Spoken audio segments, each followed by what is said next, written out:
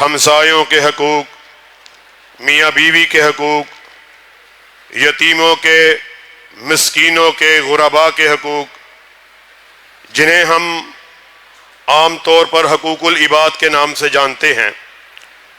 لیکن میں آپ کے سامنے جس موضوع پر اپنی بات کو کرنے جا رہا ہوں وہ یہ ہے کہ ان تمام تر حقوق سے اوپر ایک ایسی شخصیت ہے کہ جس کی عظمت کا، جس کی بڑائی کا، جس کی منقبت کا اور ان کی رفعت کا مقابلہ پوری کائنات مل کر بھی نہیں کر سکتی. اور اس عظیم ہستی کے حوالے سے اللہ رب العزت نے ہم سب مسلمانوں پر چند حقوق ہیں جن کا ادا کرنا ہم سب پر لازم ہے، ہمارے ایمان کا حصہ ہے. اور وہ ہستی امام کائنات آمینہ کے لال حضرت محمد الرسول اللہ صلی اللہ علیہ وسلم ہے کہ آپ کی شخصیت کے حوالے سے ہم تمام مسلمانوں پر چند حقوق ہیں کہ جن کا ادا کرنا کہنے والے پر بھی اور سب سننے والوں پر لازم ہے، واجب ہے. سب سے پہلا حق جو آقائے کائنات حضرت محمد الرسول اللہ صلی اللہ علیہ وسلم آپ کی ہستی مبارک کے حوالے سے ہم سب مسلمانوں پر لازم ہے، وہ کیا ہے؟ وہ یہ ہے کہ ہمارا یہ نقطہ نظر ہونا چاہیے، یہ عقیدہ ہونا چاہیے، یہ سوچ ہونی چاہیے، یہ فکر ہونی چاہیے کہ پوری کائنات میں سب سے اعلیٰ، سب سے افضل، سب سے معزز، سب سے بڑی اگر کوئی ہستی موجود ہے تو وہ آمینہ کے لال حضرت محمد الرسول اللہ صلی اللہ علیہ وسلم ہے. کہ اس کی رفعت کا، اس کی منقبت کا، اس کی عظمت کا کیا ذکر کیا جائے کہ جن کے بارے میں عرش والے کا خود ارشاد عالی ہے وَرَفَعْنَا لَكَ ذِكْرَكَ، اے میرے حبیب ہم نے تیرے ذکر کو بلند کر دیا. ثریا کی بلندیوں پر کسی کے نام نامی کو اگر رقم کیا گیا تو میرے آقا کے نام نامی کو. اور سامعین معزز، بات کو آج ذرا اچھے طریقے سے سمجھ کے جانا ہے، اپنے اذہان و قلوب میں بٹھا کے جانا ہے. بلندی دو طرح کی ہوتی ہے، ایک جسمانی بلندی ہوا کرتی ہے، ایک روحانی بلندی ہوا کرتی ہے.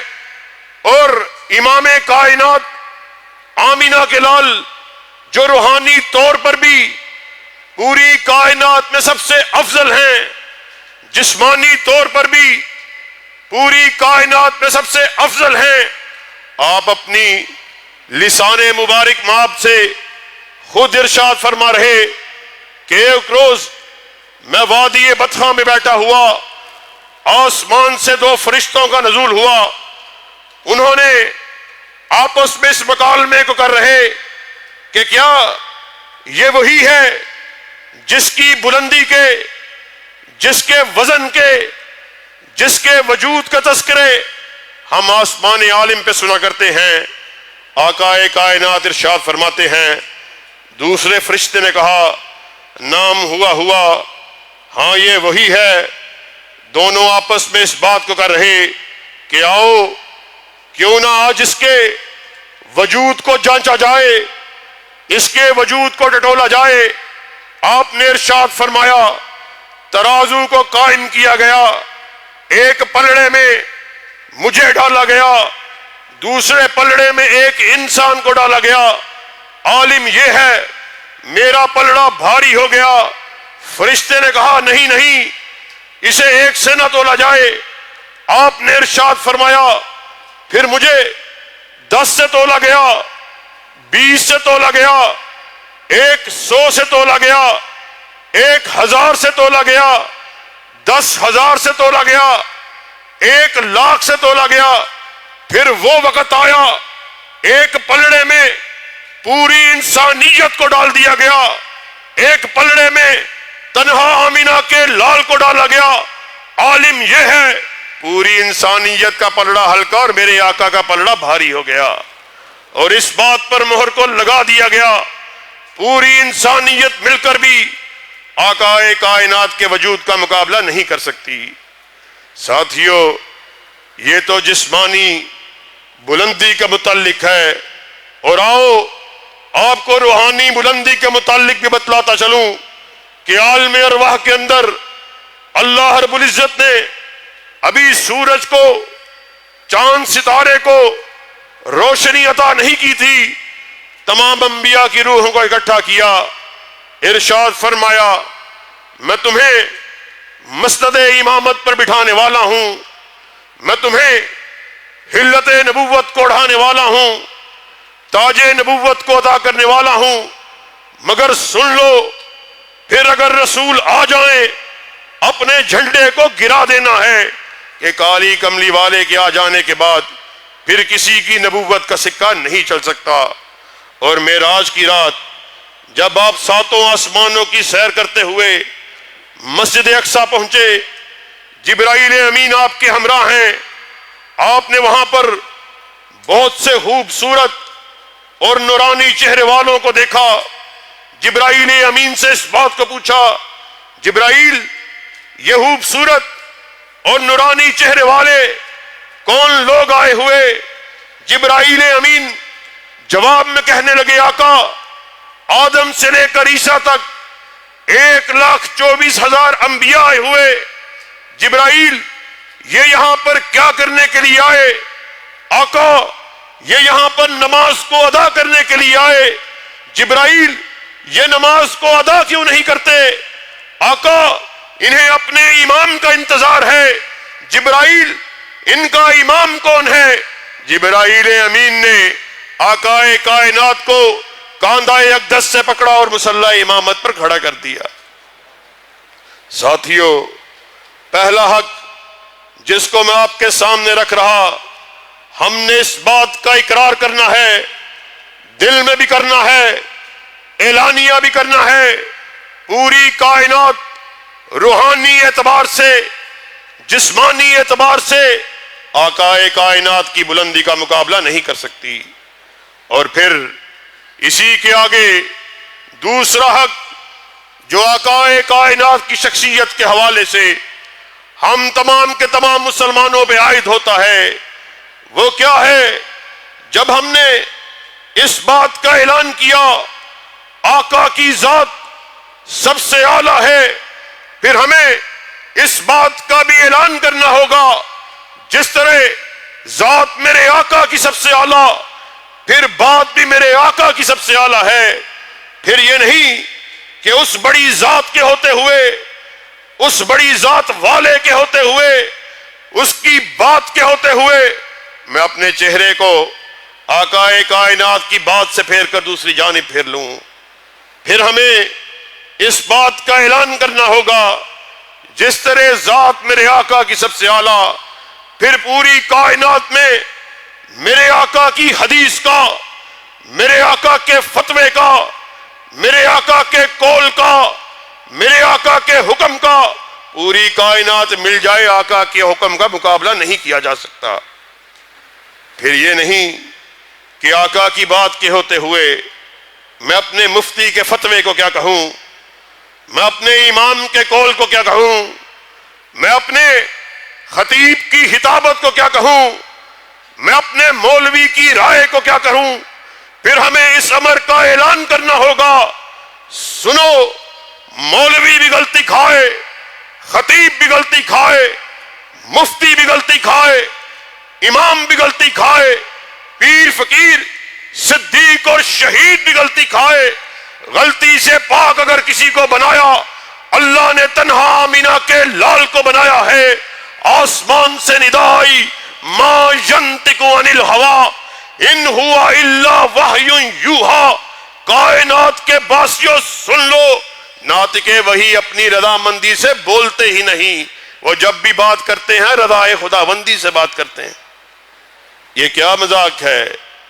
آج ہمارے یار دوست بھی آقا سے محبت کا دعویٰ کرنے والے، آقا کی محبت میں اپنے آپ کو سرشار نظر آنے والے، ہم بھی آقا کی محبت کا دم بننے والے، ہم بھی آقا کی محبت کا اعلان کرنے والے، مگر یہ کیسی بات ہے کہ جس کی محبت کے ہم دعوے دار ہیں، جب اس کا حکم آ جائے، جب اس کی حدیث آ جائے، آپ کے حکم کے ہوتے ہوئے، آپ کی حدیث کے ہوتے ہوئے، ہم اپنے چہروں کو دوسری جانب پھیر لیں۔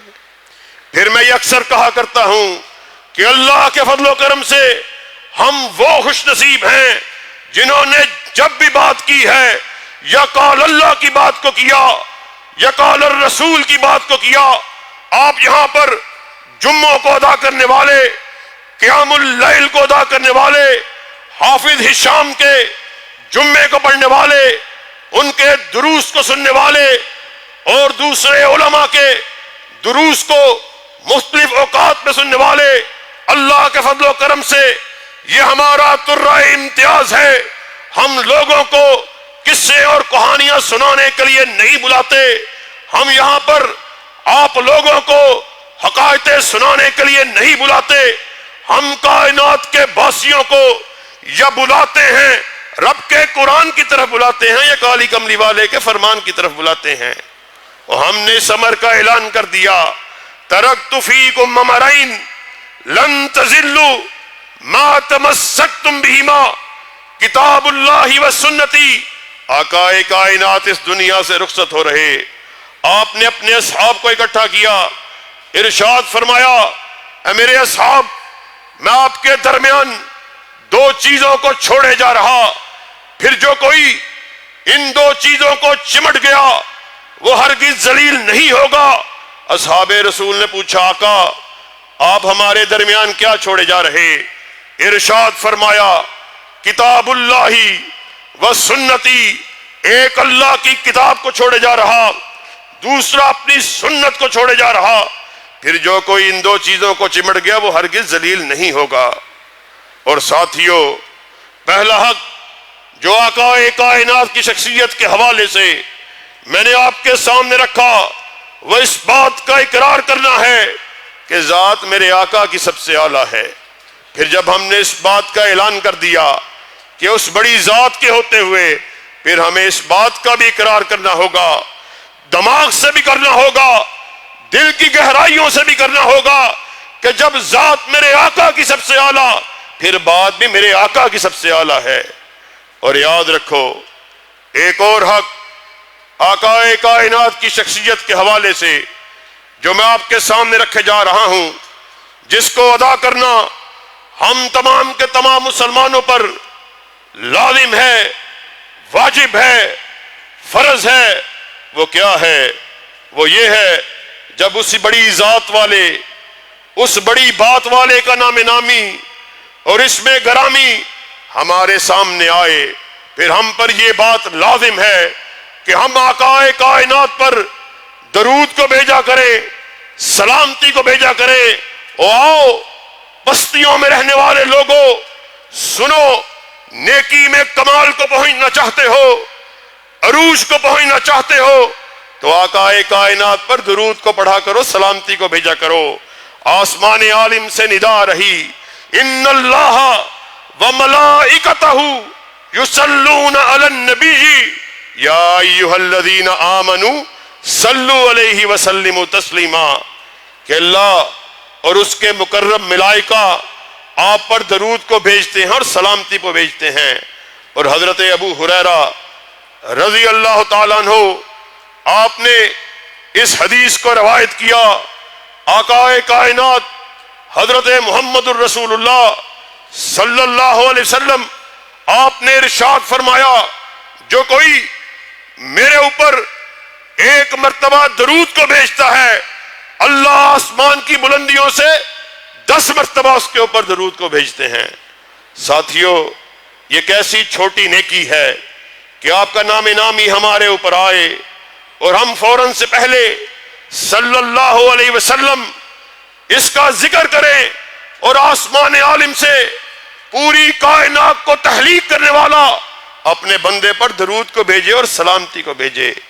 اور ایک اور حدیث کی روایت ہے، جو ایک مرتبہ آقا کائنات پر درود کو بھیجتا ہے، اللہ اس کی 10 برائیوں کو ختم کر دیتے ہیں، 10 نیکیوں میں اضافہ کر دیتے ہیں، اس کے 10 درجات کو بڑھا دیتے ہیں۔ اور ابن ابی کعب آپ آقا کائنات کی خدمت میں حاضر ہوئے، کہنے لگے آقا میں اپنے وظائف میں کتنا حصہ آپ پر درود بھیجنے کے لیے وقف کر دوں؟ آقا کائنات نے ابن ابی کعب رضی اللہ تعالیٰ عنہ کی بات کو سنا، کہنے لگے جتنا تو چاہتا ہے اتنا تو میرے اوپر درود کو بھیجا کر۔ کہنے لگا آقا اگر میں 1/4 حصہ اس بات کے لیے وقف کر دوں کہ آپ کے اوپر درود کو پڑھا کروں تو آپ کا اس بارے میں کیا خیال ہے؟ آپ نے کہا جتنا تو چاہے، مگر اگر تو اس کو بڑھا دے یہ تیرے لیے فائدے کی بات ہے۔ کہنے لگا میں نصف حصہ آپ پر درود کو بھیجا کروں گا۔ آپ نے کہا جتنا تو چاہے، مگر اگر تو اس کو بڑھا دے تیرے لیے فائدے کی بات ہے۔ کہنے لگا آقا 2/3 حصہ آپ پر درود بھیجا کروں گا۔ کہا جتنا تو چاہے، اگر بڑھا دے تیرے لیے فائدہ ہے۔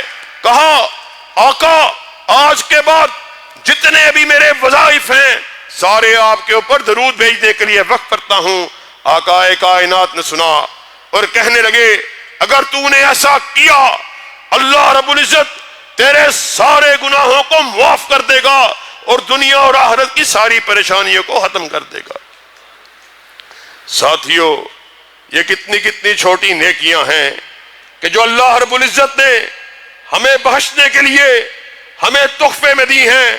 اور آقا کائنات کی شخصیت کے حوالے سے آپ کے سامنے میں جن حقوق کا تذکرہ کر رہا، انشاءاللہ آنے والے دروس میں اگر اللہ رب العزت نے موقع دیا ان حقوق کو مکمل طور پر آپ کے سامنے بیان کرنے کی کوشش کی جائے گی۔ اللہ رب العزت سے دعا ہے جو کہا گیا، جو سنا گیا، کہنے والے کو بھی اور سب سننے والوں کو اس پر عمل پیرا ہونے کی توفیق عطا فرمائے۔ وآخر دعوانا ان الحمدللہ رب